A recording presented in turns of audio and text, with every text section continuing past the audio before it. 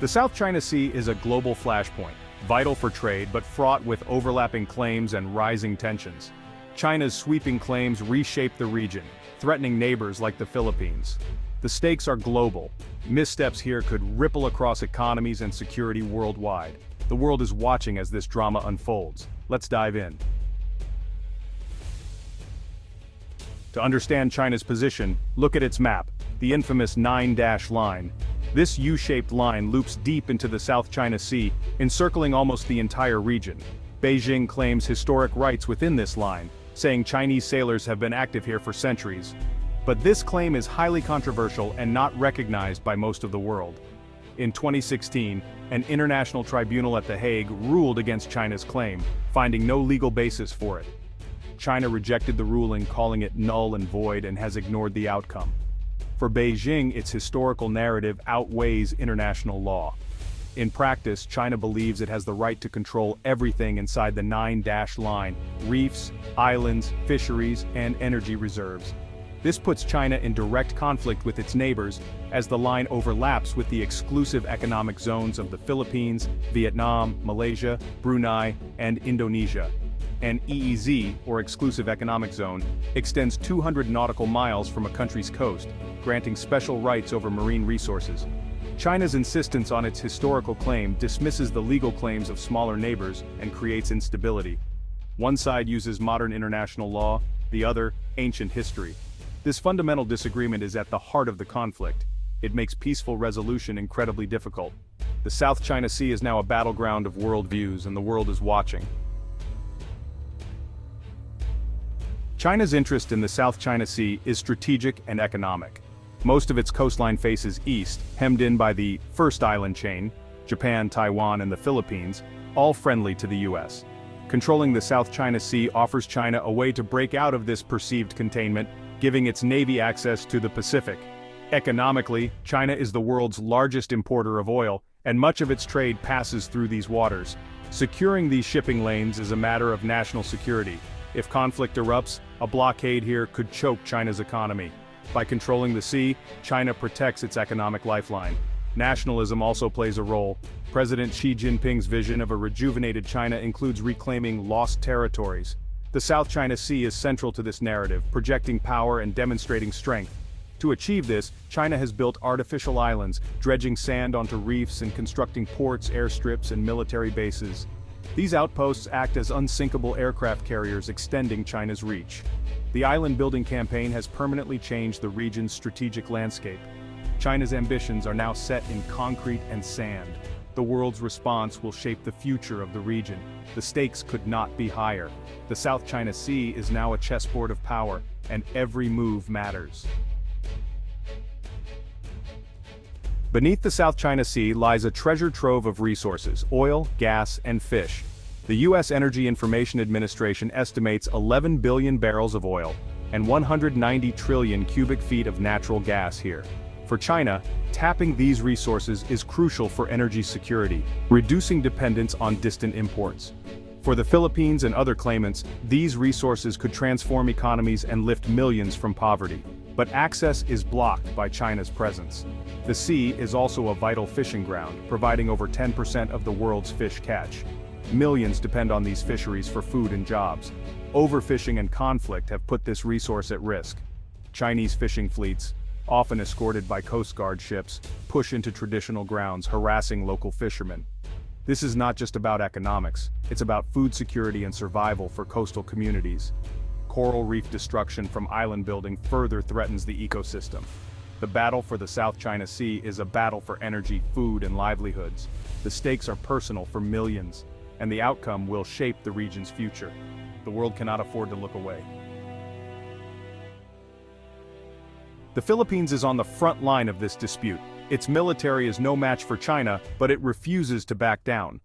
The West Philippine Sea, Manila's name for its EEZ, includes vital fishing grounds and energy reserves. In 2012, China seized Scarborough Shoal, blocking Filipino fishermen. This was a turning point, showing diplomacy alone might not stop China. The Philippines took China to court, winning a landmark victory in 2016 that invalidated the 9-dash line. But China ignored the ruling. Past Philippine leaders tried to appease Beijing, but promised investments never materialized. Now, under President Marcos Jr., the Philippines is publicizing Chinese aggression, strengthening its U.S. alliance, and rallying international support. Manila is standing up to the dragon, determined to defend its rights. The world is watching. In Manila, the conflict is personal. Filipino fishermen near Zambales used to thrive at Scarborough Shoal. Now, they're too afraid to go. They tell of being chased by Chinese Coast Guard ships, blasted with water cannons, and losing their livelihoods. For them, the 9-line is a barrier to feeding their families. The Philippine government can't match China ship for ship, so it's adopted assertive transparency. Journalists now join Coast Guard patrols documenting every incident of Chinese harassment. Videos and photos are released to the world, building international pressure on Beijing. A key flashpoint, 2nd Thomas Shoal, where Filipino Marines live on a grounded 1-2-era ship, the BRP Sierra Madre. China wants it removed. Chinese vessels try to block resupply missions, leading to dangerous standoffs. These missions are a regular test of wills, watched by the world. Manila's strategy carries risks. Publicizing incidents could provoke a stronger Chinese reaction, but doing nothing is no longer an option. The Philippines is strengthening its defense, holding more joint exercises with the U.S. and allies, and modernizing its forces.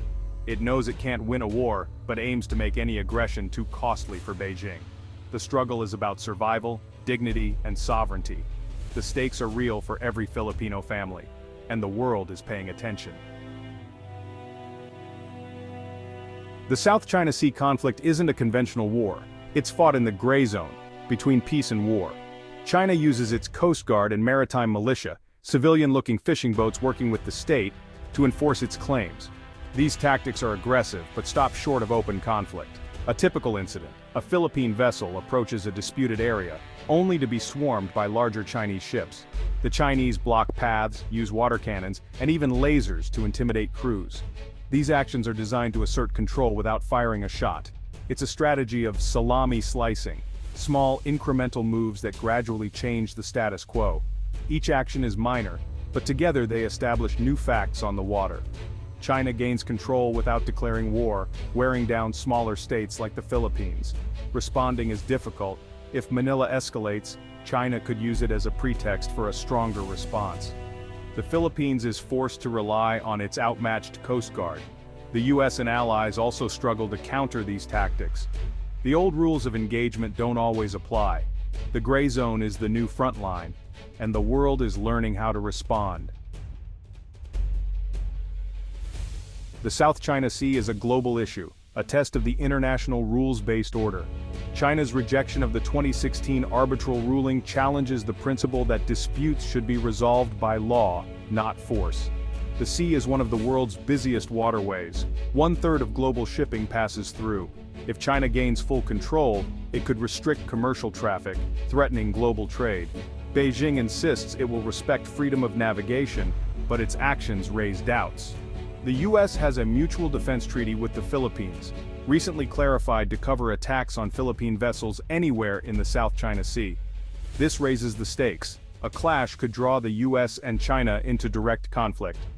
Other countries, Australia, Japan, the UK, France, have increased their naval presence, conducting freedom of navigation operations and joint exercises. A growing coalition is pushing back against China's behavior. The South China Sea is a bellwether for how China will act as its power grows. The world is watching closely. The outcome will shape the future of international order. The stakes are global. The future of the South China Sea is uncertain. The best-case scenario: a return to diplomacy, a code of conduct, and joint resource development. But the more likely outcome is a frozen conflict, tensions, standoffs, and dangerous encounters at sea. The risk of an accident or miscalculation remains high. A single incident could spiral into a crisis, potentially drawing in the US and China. Armed conflict would devastate the global economy and threaten world peace. Both sides say they want to avoid war, but the risk is real and growing. The path forward depends on choices made in Beijing, Manila, and Washington. The international community must encourage restraint and uphold the law. The fate of fishermen, the global economy, and Indo-Pacific stability hang in the balance. The South China Sea is at a crossroads. One path leads to cooperation and prosperity, the other to confrontation and conflict. The world is watching to see which path is chosen. The next chapter is being written now.